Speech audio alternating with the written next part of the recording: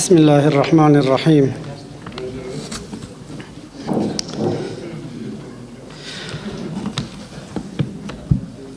وایي چې هغه چا چې خپل دین، کلتور او ژبه له لاسه ورکړې په نورو کې ورک شوي.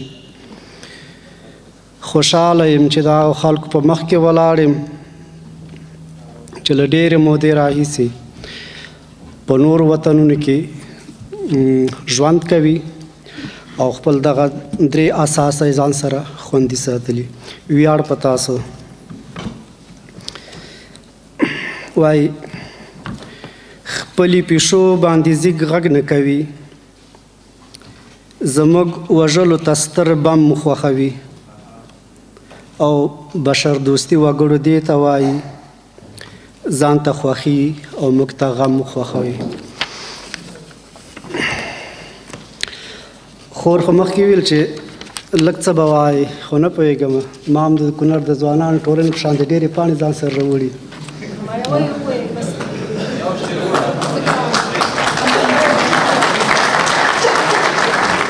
نه د کونړ د ځوانانو به خپل بدل اخلو که نه.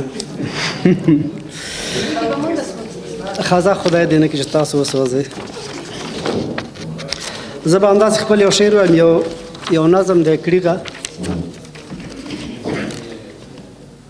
البته د وطن په حالاتو راڅرخي. د ټولو ځمکو اسمانو ټولواکه لمده په اوښکو یوه دوا درلیږم. د ربړېدلي ځورېدلي ولس په حال یوه کړیغه د ژړا درلیږم.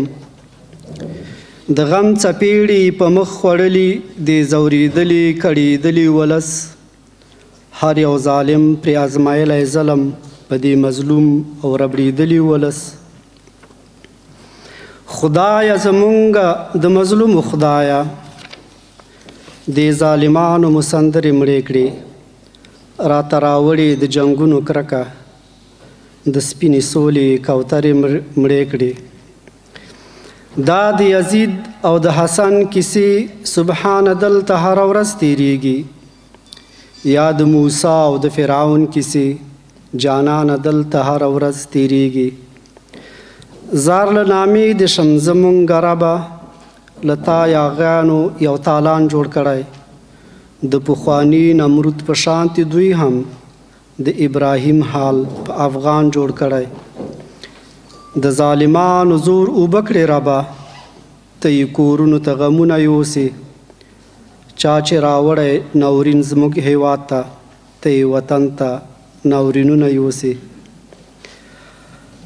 خاونده نور مو په حال ورحمېږه، ته راته سوله سوکالي راوله. درمل درمل مو پر هرونو ته شي، یو بل میرویس بل ابدالي راوله. غم کې رالوی شو ربه، هره خوښي رانه په څنګ تېرېږي. د غم خزان زموږ فضا راغلی، سپرلی مو ټول بې له لونګ تېرېږي. مننه.